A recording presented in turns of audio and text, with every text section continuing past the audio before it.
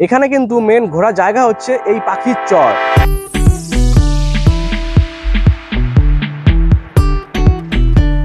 বন্ধুরা আমরা পৌঁছে গেলাম পাখিরালয়তে।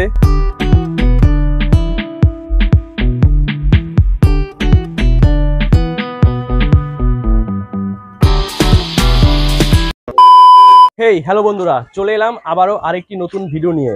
আর এই মুহূর্তে এখন রয়েছি আমি আমাদের বাড়ির পাশের স্টেশন। তো আজকে তোমরা থাম্বনেল আর ইন্ট্রো দেখে বুঝতেই পেরেছো কোথায় যেতে চলেছি। আজকে আমরা যাব পূর্বশ্রী পাখিরালয়তে। তো অনেকেই গেছো, আবার অনেকে যাওনি। তো যারা হয়তো যাবে তারা আমার এই ভিডিওটা দেখো, আমি সম্পূর্ণ ইনফরমেশন আমি এই ভিডিওর মাধ্যমে তোমাদেরকে বলে দেবো। আর আজকে আমাদের ট্রেন টাইম হচ্ছে 10:45 ব্যান্ডেল লোকাল। সেই ট্রেন করে আমরা যাবো পূর্বশ্রী স্টেশন। আর যারা হাওড়া বা ব্যান্ডেল থেকে আসবে তারা কাটোয়া লোকাল ট্রেন ধরে পূর্বশ্রী স্টেশনে নামতে পারো। তো সেখান থেকেই টোটো করে পাখিরালয় যাওয়া যায়। তো আমি সম্পূর্ণ ইনফরমেশন আমি এই ভিডিওর মাধ্যমে তোমাদেরকে বলে দেবো। তো ভিডিও তোমরা দেখতে থাকো। আজকে এই পাখিরালয়তে আমি কিন্তু একা যাচ্ছি না, সঙ্গে আমার বন্ধু এই যে হরি রয়েছে। তো এই দুজন মিলিয়ে আজকে আমরা পাখিরালয়টা ঘুরবো।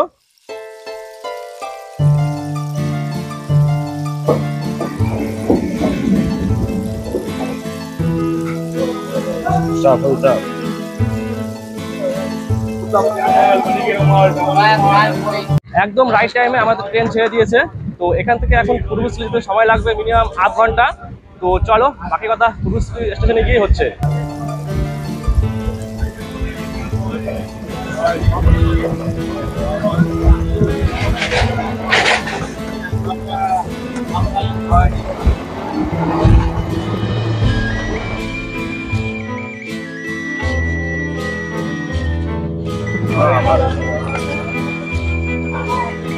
বন্ধুরা পৌঁছে গেলাম আমরা পূর্বশ্রী স্টেশনে। আর এখন ঘড়িতে বাজে 11:18। এবার আমরা পূর্বশ্রী স্টেশনের বাইরে যাব এবং বাইরে গিয়ে দেখবো যে কোনো অটো বা টোটো যদি পাই তো তাতে করে আমরা যাব। তো চলো এখন স্টেশনের বাইরে যাই।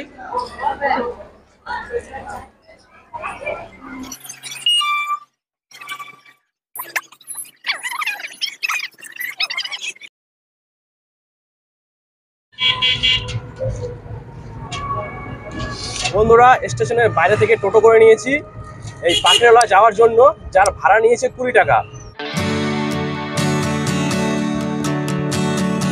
বন্ধুরা আমরা পৌঁছে গেলাম পাখিরালয়তে। আর এই পাখিরালয়ে প্রবেশ করার সঙ্গে সঙ্গে কিন্তু অনেক রকমের এখানে গেস্ট হাউস রয়েছে। তো চলো আমি তোমাদেরকে একবার দেখাই। এই দেখো, এই বাদিকে একটা গেস্ট হাউস, আবার এই ডান দিকে একটা গেস্ট হাউস। তো এখন আমাদের সামনে যেতে হবে, আর সামনে গেলেই আমরা পাখির চর দেখতে পাবো। তো এখানে একটা পার্কের মতো রয়েছে।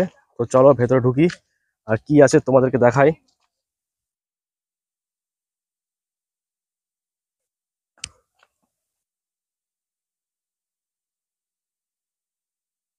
এখানে ছোট ছোট কটেজ রয়েছে, যেগুলো দেখতে কিন্তু বেশ ভালোই লাগছে। জায়গাটা কিন্তু বেশ সুন্দর, অনেক ফুল গাছ দিয়ে ভরা রয়েছে।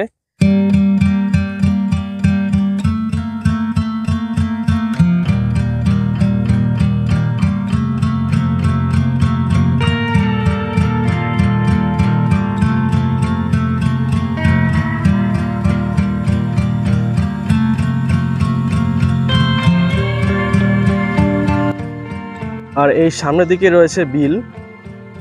তো চলো সামনের দিকে এগিয়ে যাই।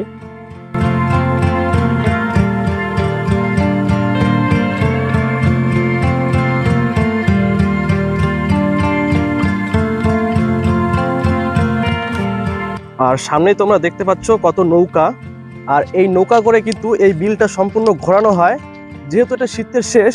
আর এখানে কিন্তু শীতকালে এই নৌকা ঘোরানো হয় আর প্রচুর পরিযায়ী পাখির আগমন হয়ে থাকে এই বিলের মধ্যে। তার জন্য কিন্তু এখান থেকে দূর দূর থেকে লোক এই জায়গায় ভ্রমণ করতে আসে।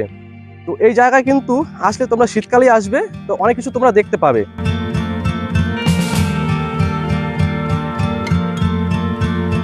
আর এখানে নৌকা করে ঘোরার জন্য এখানে জনপ্রতি 200 টাকা করে নেয়। আমি এক মাঝিকে জিজ্ঞাসা করলাম, তিনি বলল চাইলে তোমরা এখানে এসে বার্গেনিং করতে পারো, যতটা কমানো যায়। আর এই সামনেই আম বাগান রয়েছে। আর এই আম বাগানটা দেখতে পাচ্ছ, এখানে কিন্তু শীতকালে সবাই এসে পিকনিক করে, তার জন্য এই আম বাগানটা এখানে রয়েছে। তো চাইলে তোমরা এখানে এসে পিকনিক করতে পারো। জায়গাটা কিন্তু বেশ ভালোই, আমার তো খুব ভালো লেগেছে। তো তোমাদের কেমন লাগবে সেটা অবশ্যই কমেন্ট বক্সে জানিয়ে দিও। আর এদিকে রয়েছে একটা বিল, আর এই বিলের বাদিক বরাবর রয়েছে একটা ঢালাই রাস্তা। আর এই ঢালাই রাস্তা বরাবর সামনেটা গেলে একটা ওয়াচ টাওয়ার রয়েছে। যেহেতু এটা শীতের শেষ, তার জন্য কিন্তু এখন অতটা লোকজন নেই।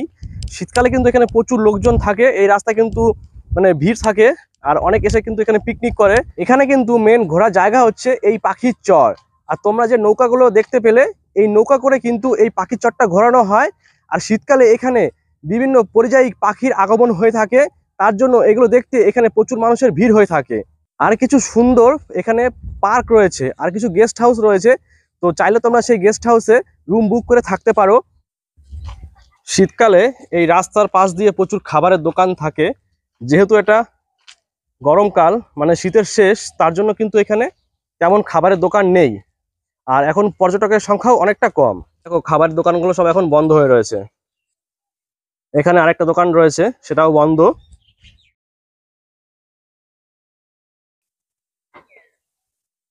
আর এই জায়গাটা হচ্ছে বাচ্চাদের খেলার একটা পার্ক। তো চাইলে এখানে বাচ্চারা এসে খেলতে পারে। জায়গাটা বেশ সুন্দর। এখানে একটা খুব সুন্দর একটা বসার জায়গা রয়েছে। বন্ধুরা, এই ছিল আজকের পাখিরালয়। তো তোমাদের কেমন লেগেছে অবশ্যই কমেন্ট বক্সে জানিও। তো দেখা হবে পরের ভিডিওতে। ততক্ষণ তোমরা সুস্থ থাকো, ভালো থাকো, টাটা, বাই বাই।